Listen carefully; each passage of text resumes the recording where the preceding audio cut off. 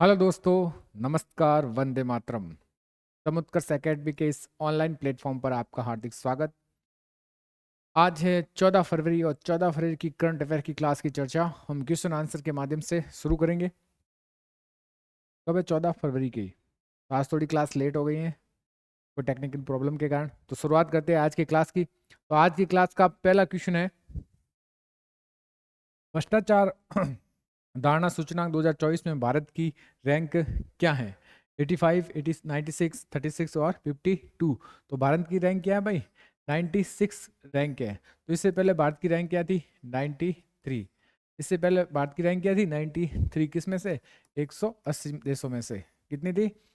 इससे पहले थी 93, अब कितनी है? 96। तो भारत क्या है इस मामले में? लुढ़का है। भ्रष्टाचार धारणा सूचकांक 2024 ट्रांसपेरेंसी इंटरनेशनल जर्मनी द्वारा जारी किया जाता है। ये एक कंपनी है।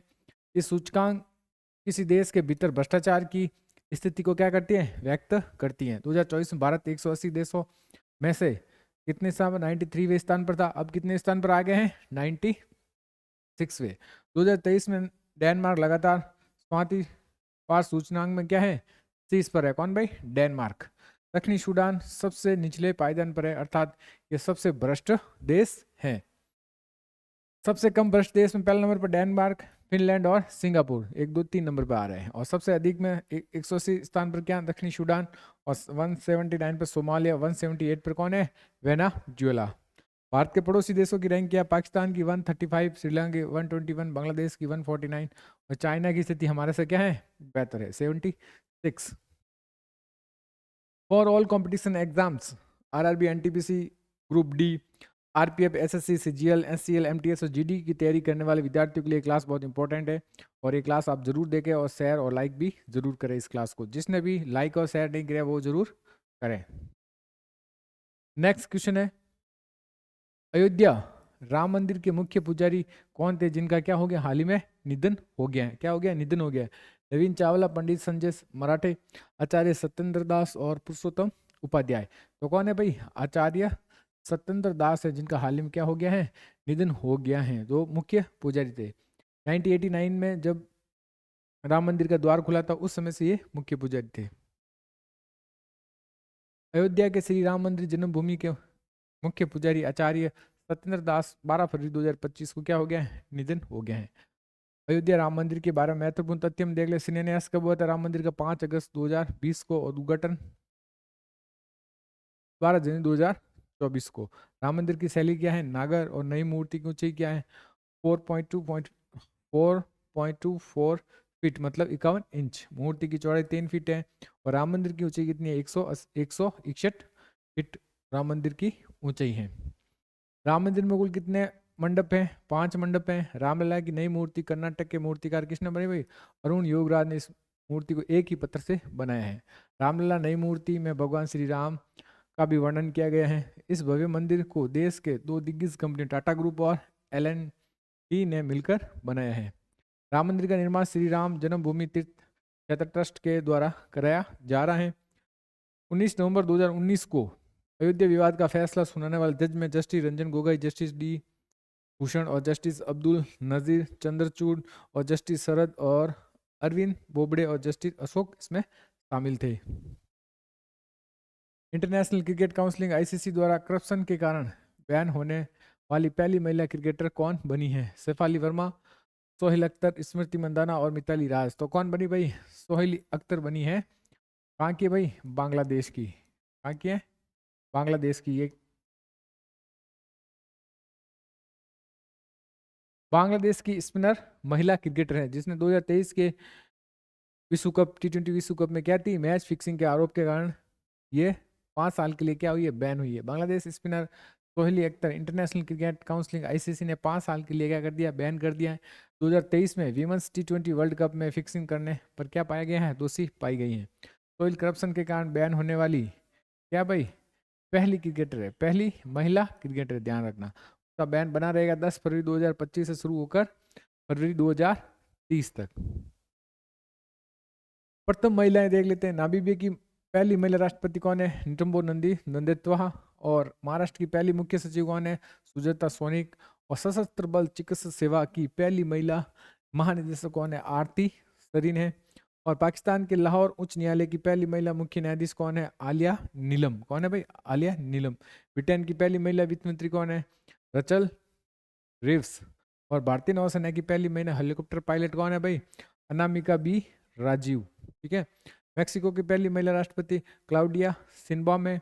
और बीएसएफ की पहली महिला स्नाइपर कौन है? सुमन कुमारी। कौन है भाई? सुमन कुमारी। नेक्स्ट सवाल है, आईफा उत्कृष्ट उपलब्धि पुरस्कार किसे प्रदान किया गया है? मनोज सिन्हा को, अनिल प्रधान को, श्री श्री रविशंकर को और राकेश रोशन को। तो ऋतिक रोशन के पिता राकेश रोशन को आईफा उत्कृष्ट उपलब्धि पुरस्कार 2025 प्रदान किया गया है। और अब की बार आईफा कहाँ पर होगा? राजस्थान, जयपुर में। फिल्म निर्माता राकेश रोशन को अंतर्राष्ट्रीय भारतीय फिल्म अकादमी पुरस्कार आईफा 2025 में उत्कृष्ट उपलब्धि पुरस्कार से सम्मानित किया जाएगा। आईफा अवार्ड 2025 का आयोजन 8 से 9 मार्च 2025 जयपुर, राजस्थान में आयोजित किया जाएगा। अंतर्राष्ट्रीय भारतीय फिल्म अकादमी पुरस्कार आईफा की स्थापना कब हुई थी? साल 2000 में इसकी स्थापना हुई है। पैरा तीरंदाज एशिया कप 2025 में भारत कितने गोल्ड मेडल जीते हैं? 6 गोल्ड, 10 गोल्ड, 15 गोल्ड मेडल और 12 गोल्ड मेडल। भारत ने कुल कितने गोल्ड मेडल जीते हैं भाई? भारत ने कुल 12 गोल्ड मेडल जीते हैं। सॉरी, कुल मेडल जीते हैं कितने? 12। कुल मेडल कितने जीते हैं भाई? 12 मेडल जीते हैं। उसमें से 6 कितने हैं? गोल्ड। 6 गोल्ड है और 3 सिल्वर और 3 ही क्या है? ब्रॉन्ज। 3 ही क्या है? ब्रॉन्ज। तो कितने गोल्ड मेडल जीते भारत ने भाई? 6 गोल्ड मेडल जीते हैं। और कुल मेडल कितने जीते? 12 मेडल जीते हैं। पैरा तीरंदाज एशिया 2025 भारत 12 मेडल जीते हैं। इसमें 6 गोल्ड, 3 सिल्वर, 3 ब्रॉन्ज मेडल है। इस प्रतियोगिता कहाँ पर हो रही है भाई? बैंकॉक, थाईलैंड में आयोजित की जा रही है। गोल्ड मेडल की विजेता पुरुष कंपाउंड ओपन में श्याम सुंदर स्वामी और महिला कंपाउंड ओपन में कौन है? सरिता। महिला कंपाउंड ओपन टीम वर्ग में ज्योति और सरिता, और रिकर्व ओपन मिश्र टीम में हरविंदर सिंह और पूजा, और कंपाउंड ओपन मिश्र टीम वर्ग में श्याम सुंदर और सरिता। पुरुष रिकर्व ओपन टीम वर्ग में हरविंदर सिंह और धन्नाराम गोदारा ने ये गोल्ड मेडल जीते हैं। अंतर्राष्ट्रीय प्रशासनिक विज्ञान संस्था IAS का वार्षिक सम्मेलन पहली बार किस देश में आयोजित किया जा रहा है? भारत, फ्रांस, ऑस्ट्रेलिया और अमेरिका। तो ये हमारा देश भारत में आयोजित किया जा रहा है। अंतर्राष्ट्रीय प्रशासनिक विज्ञान संस्था का वार्षिक सम्मेलन कहाँ पर? भारत में आयोजित किया जा रहा है। भारत में पहली बार अंतर्राष्ट्रीय प्रशासनिक विज्ञान संस्था के वार्षिक सम्मेलन की मेजबानी कर रहा है। इस सम्मेलन का नाम IASDRPG प्रशासनिक विभाग शिकायत विभाग भारत सम्मेलन 2025 है, जिसकी फुल फॉर्म है next generation administration reform reaching the last mile. ठीक है। इस सम्मेलन कब होगा भाई? 10 से 14 फरवरी 2025 में आयोजित किया जाएगा।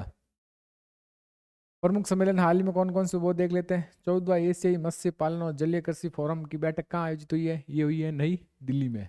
भारत ऊर्जा सप्ताह 2025 का आयोजन भी कहाँ किया गया है? नई दिल्ली में किया गया है। और पहला बिम्स्टेक युवा शिखर सम्मेलन 2025 कहाँ पर हुआ भाई? गांधीनगर, गुजरात में हुआ। कहाँ पर? गांधीनगर, गुजरात में। और विश्व फार्माकोफियाज की 15वीं अंतर्राष्ट्रीय बैठक भी कहाँ आयोजित हुई है? ये हुई है नई दिल्ली में। कहाँ पर हुई है? नई दिल्ली में आयोजित हुई है।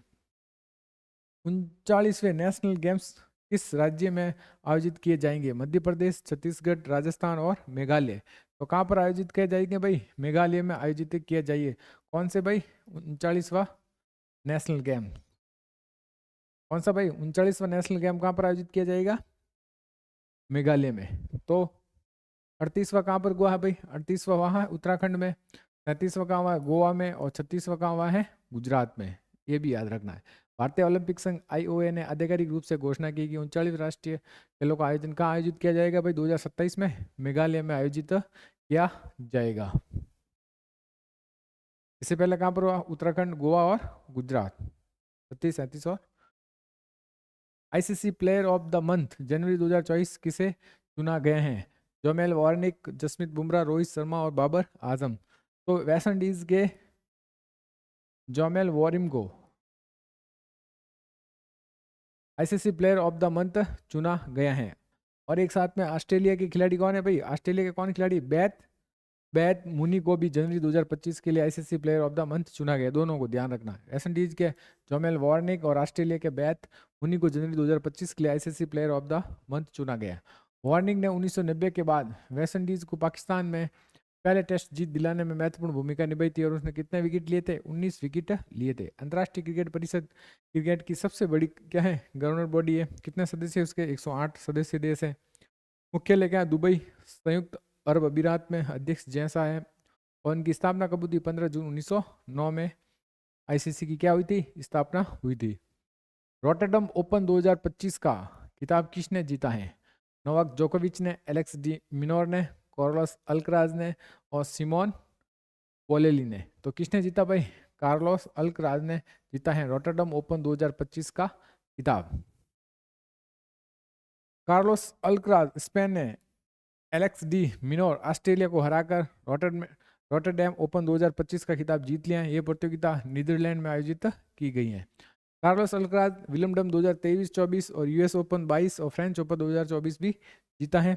और रॉटरडम ओपन का आयोजन हार्ड कोर्ट पर किया जाता है। 2025 में इसका 52वां संस्करण आयोजित किया गया। कितना भाई? 52वां संस्करण आयोजित किया गया है। चेन्नई ओपन 2025 कैरियन जैकविट ने जीता है। रोमानिया की पूर्व विश्व नंबर 1 खिलाड़ी सिमोना हालेप ने टेनिस से क्या ले लिया है? संन्यास ले लिया है। और चिल टिचमैन WTA मुंबई ओपन 2025 का खिताब जिसने कितने? जिल टिचमैन ने। कोको गॉफ USA WTA का फाइनल 2024 जीता है। किसने? कोको गॉफ USA ने। ऑस्ट्रेलिया के ओपन 2025 में पुरुष एकल का खिताब किसने जीता? इटली के यानिक सिनर ने जीता है। और ऑस्ट्रेलिया ओपन 2025 में महिला एकल का खिताब अमेरिका की मेडिसन कीज ने जीता है। किसने? अमेरिका की मेडिसन कीज ने जीता है। भारत का राष्ट्रीय महिला दिवस हर साल कब मनाया जाता? 10 फरवरी, 11 फरवरी, 12 फरवरी और 13 फरवरी। तो कब मनाया जाता भाई? 13 फरवरी को मनाया जाता है, सरोजिनी नायडू के जन्म दिवस पर। इसे भारत की कोकिला भी कहते हैं। क्या कहते हैं भाई? भारत की कोकिला। और क्या है? प्रथम महिला राज्यपाल है।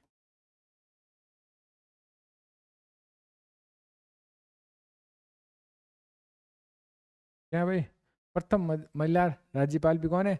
और इनके जन्मदिन पर हमेशा हर साल राष्ट्रीय महिला दिवस मनाया जाता है। और अंतर्राष्ट्रीय महिला दिवस कब मनाया जाता है? अंतर्राष्ट्रीय महिला दिवस मनाया जाता है 8 मार्च को। कब मनाया जाता है? 8 मार्च को मनाया जाता है। भारत हर साल 13 फरवरी को सरोजिनी नायडू के जन्म दिवस को भारत के राष्ट्रीय महिला दिवस के रूप में मनाता है। सरोजिनी नायडू भारत की पहली महिला राज्यपाल थी और भारत की कोकिला के नाम से भी प्रसिद्ध है। उनका जन्म कब हुआ था भाई? 13 फरवरी 1879 में उनका क्या हुआ था? जन्म हुआ था।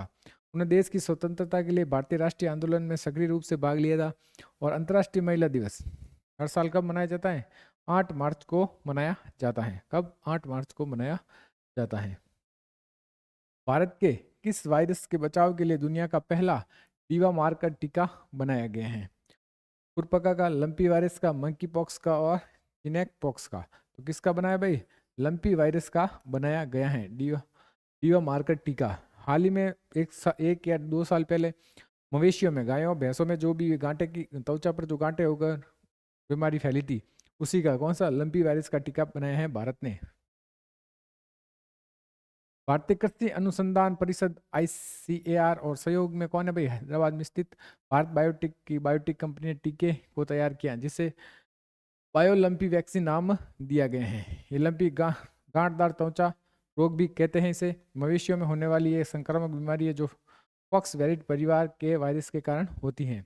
ये निथलिंग वायरस भी कहा जाता है। ये वायरस मच्छर, कीड़े और अन्य काटने के कीड़ों में भी फैलता है। नेक्स्ट है संयुक्त राष्ट्र खाद्य एवं कृषि संगठन FAO ने किस देश में उगबार जलवायु लचीला कृषि परियोजना की शुरुआत की है? सोमालिया, इरिट्रिया, जिबूती व इथोपिया में। तो कहाँ भाई? इथियोपिया ने। तो कहाँ पर की भाई? ये संयुक्त राष्ट्र संघ ने कहाँ पर की है? सोमालिया में ये योजना शुरू की है। गरीब लोगों के उत्थान और लचीलापन के लिए ये योजना शुरू की है। संयुक्त राष्ट्र खाद्य एवं कृषि संगठन FAO सोमालिया में उगबार जलवायु लचीला कृषि परियोजना की शुरुआत की है। इस 7 वर्षीय जलवायु लचीली कृषि परियोजना का उद्देश्य है सोमालिया में कमजोर समुदाय के लिए जलवायु अनुकूल और लचीलापन को बढ़ाना। इस परियोजना को अक्टूबर 2024 में मंजूरी दी गई है। सोमालिया की राजधानी क्या है? मोगादिशु। मुद्रा क्या है? Somali ceiling. और राष्ट्रपति कौन? हसन शेख मोहम्मद। भूपेंद्र यादव ने विश्व सरकार शिखर सम्मेलन 2025 को किस देश में संबोधित किया है? कौन सा शिखर सम्मेलन था भाई? विश्व सरकार शिखर सम्मेलन। यूएई, फ्रांस, अजरबैजान और ब्राजील। तो कौन सा देश था भाई? संयुक्त अरब अमीरात, यूएई में भूपेंद्र यादव ने विश्व सरकार शिखर सम्मेलन 2025 में संबोधन किया है। विश्व सरकार शिखर सम्मेलन का कौन सा संस्करण है भाई? 12वां संस्करण फरवरी 2025 में दुबई में शुरू हुआ है। ये 4 दिवसीय कार्यक्रम वैश्विक विचारों, विशेषज्ञों, निर्णय निर्माताओं का एक साथ लाएगा। भारत का प्रतिनिधित्व केंद्रीय पर्यावरण, वन एवं जलवायु परिवर्तन मंत्री भूपेंद्र यादव ने किया है। 12वें विश्व शिखर सम्मेलन 2025 का विषय भविष्य की सरकारों को आकार देना। राजधानी यूए के अबू धाबी, मुद्रा दिरहम और प्रधानमंत्री कौन? मोहम्मद बिन रशीद अल मखतूम। नेक्स्ट है, पंकज आडवाणी ने स्कूनर चैंपियनशिप में किस क्रम का राष्ट्रीय स्वर्ण पदक जीता है? 34वां, 35वां, 36वां या 37वां? तो कौन से क्रम का भाई? 36वें क्रम का राष्ट्रीय स्वर्ण पदक जीता है किसने? पंकज आडवाणी ने स्कूनर चैंपियनशिप में। ठीक है।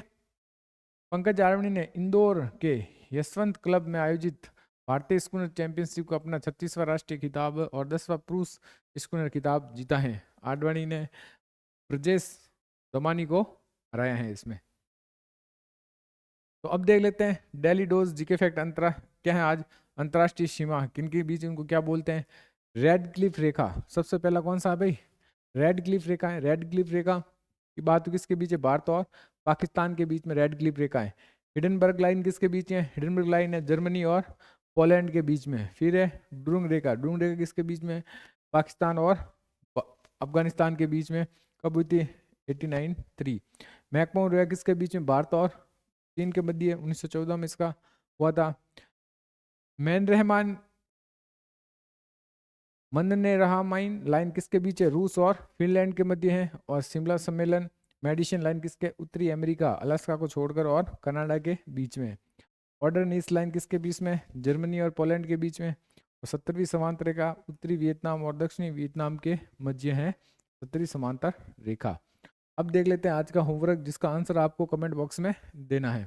खो खो विश्व कप 2025 किस देश ने जीता है? भारत, नेपाल, भूटान और पाकिस्तान। ये आपको कमेंट बॉक्स में देना है। काफ़ी लोगों ने इसका आंसर दिया है। अब 13 फरवरी के करंट अफेयर की चर्चा रिविजन आप फटाफट कर लेते हैं। तो पहला क्वेश्चन है, अमेरिका राष्ट्रपति डोनाल्ड ट्रंप ने किस देश को अमेरिका की खाड़ी दिवस के रूप में घोषित किया? किस दिन को? तो किया है 9 फरवरी को। भारतीय सेना और भारतीय वायुसेना द्वारा संयुक्त रूप से कौन सा अभ्यास आयोजित किया गया है? तो वो किया गया है विंग रेडर्स अभ्यास आयोजित किया गया है। नेक्स्ट है, हिंदुस्तान एरोनॉटिक लिमिटेड HAL ने HJT-36 ट्रेनर का नाम बदल कर क्या कर दिया गया है? उसका नाम बदल कर दिया है यशस। भारत लीड ग्रीन बिल्डिंग प्रमाण रैंकिंग में किस स्थान पर है? तो भारत इसमें कौन से स्थान पर है? 3rd स्थान पर है। भारत सरकार ने किस वर्ष तक लिम्फेटिक माइलेरेसिस से मुक्त होने का लक्ष्य रखे गए हैं? तो वो है 2027 तक। मैथ्यू बीट्स किस देश के क्रिकेटर हैं जो अपने पहले वनडे मैच में 150 प्लस रन वाले पहले बल्लेबाज बन गए हैं? तो वो है दक्षिणी अफ्रीका के। 16 से 18 फरवरी के बीच 3 दिवसीय इंटरनेशनल बर्ड फेस्टिवल का आयोजन कहाँ किया जा रहा है? तो ये किया जा रहा है प्रयागराज में जहाँ कुंभ हो रहा है। थाई पुसम उत्सव किस राज्य में मनाया जा रहा है? तो ये थाई पुसम उत्सव मनाया जा रहा है तमिलनाडु में। कहाँ पर? तमिलनाडु में मनाया जा रहा है।